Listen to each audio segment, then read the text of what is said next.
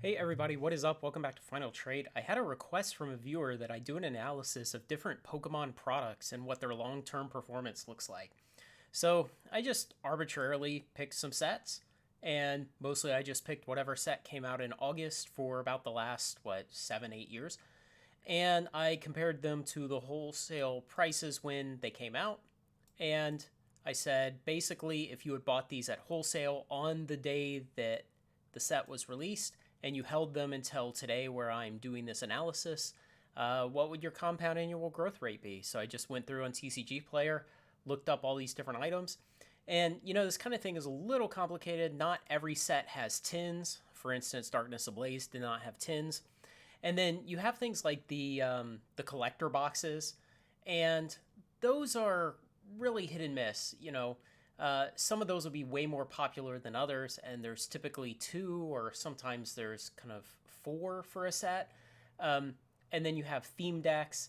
Theme decks are even more difficult because it's a pre-constructed product, and so much of its long-term value depends on what character it's themed on. Obviously, everybody loves Charizard. Most people love Pikachu, but nobody loves Lycanroc.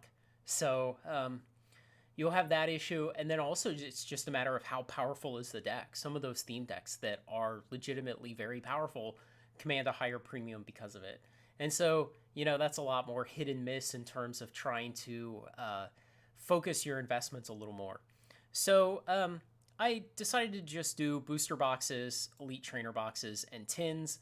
And the reason these two are highlighted yellow is because on TCG Player there was only one for sale. And for one of those, there was not even any old sales data going back to when TCG Player first started publishing sales data, maybe 6 or 8 months ago now. And so, because of that, it's really hard to get a read on what the actual sales price would be. What is the value of something when it hasn't transacted recently? It's really hard to tell. So we'll keep that in mind for a minute. And then I computed what was the compound annual growth rate of each of these, and so the CAGR. And what compound annual growth rate is this nice mathematical way of expressing, given how an investment has grown, if I wanted a single rate of return that I would have gotten every year that I held that investment, what would that single rate of return be? And so, for instance, let's just pick on this Furious Fist booster box. If I had bought it at $90 on the day of release, and now today it's worth $1,050, it means that every 365.25 days, it would have gone up 38%. And so it's this way of kind of averaging out the rate of return of something over a long life into just a single number so that we can compare things even when they're on different time lengths of time.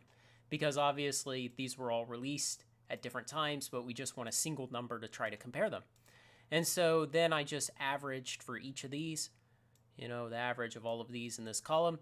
And it's pretty interesting. Booster box, on average, 43% compound annual growth rate. The tins, 47%. But the elite trainer boxes, 68%. I was really surprised by that. So I thought, maybe these two are throwing it off since the data aren't very good. So I deleted them. And then the average is 67%. So no real difference. There's a lot of interesting things like this that I see with Pokemon where the number of people collecting Pokemon and not playing it, everyone says it's really high, and I'm kind of skeptical because it's hard to get, how would you measure that, right? But the more that I look into different Pokemon products and their long-term prices, the more I suspect that might really be true. And again, those are just anecdotal observations, but 68% for elite trainer boxes. And, people love stacking those up on their shelves and just making nice little displays of them. You look at a lot of Pokemon channels on YouTube, that's what's in their background is a bunch of elite trainer boxes. And in terms of creating a display on a bookshelf in, the office of your house or something, it's a lot cheaper to do it with elite trainer boxes than with booster boxes. So, it makes me wonder if that's kind of what's driving this to some extent. Because, again, all three of these products, tins, booster boxes, and elite trainer boxes, really most of their value derives from the booster packs that are inside. And to the extent that, most ETBs will have a couple of uh, static cards and tins also, those really aren't as big of a deal for driving the price long term of that sealed product. It's more about the booster packs inside, which are randomized. But for elite trainer boxes to grow at that much higher of a compound annual growth rate is just unbelievable. So I was really surprised by that. So then I decided to do something else. And I went and looked at build and battle boxes.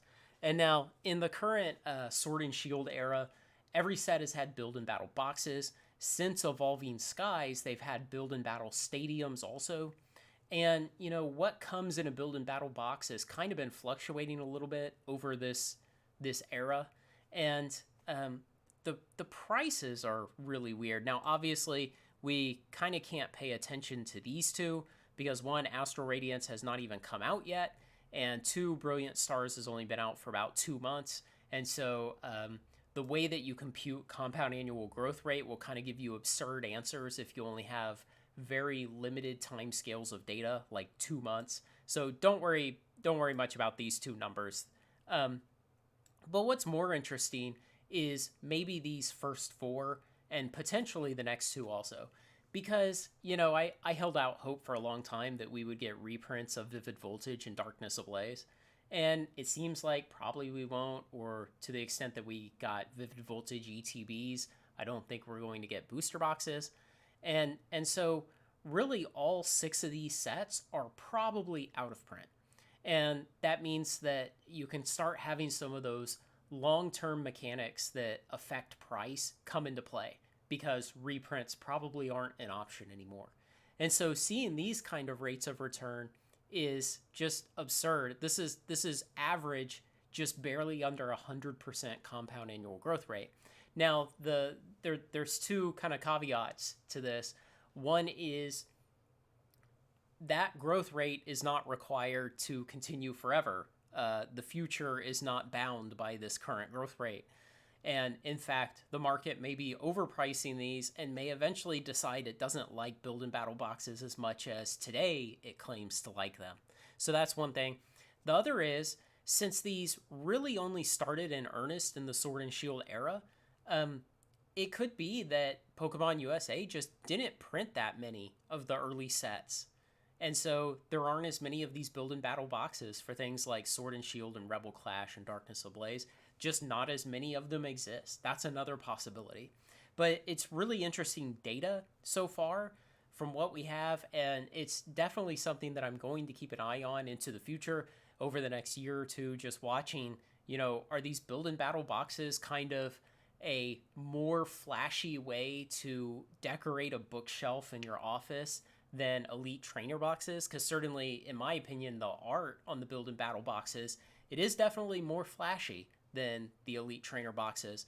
So I don't know. Let me know what you think. Why you think this is this way, or maybe if you have a good theory for why it doesn't matter or why it might snap back, I'd be interested to hear. It'll be interesting to watch for the next couple years and just see what happens with the prices of these. But I've bought a couple of cases of these so far, and I'm probably going to keep buying them because it'll give me an incentive to actually watch the prices over the long term. So let me know what you think about these two analyses, about my theories on why elite trainer boxes outperform. And I guess what I'm going to go do now is liquidate my 401k and just invest everything in elite trainer boxes and get 70% CAGR. So don't actually do that. But if you like this kind of thing, like, comment, share, and subscribe. Join me on Final Trade. Thanks a lot, guys.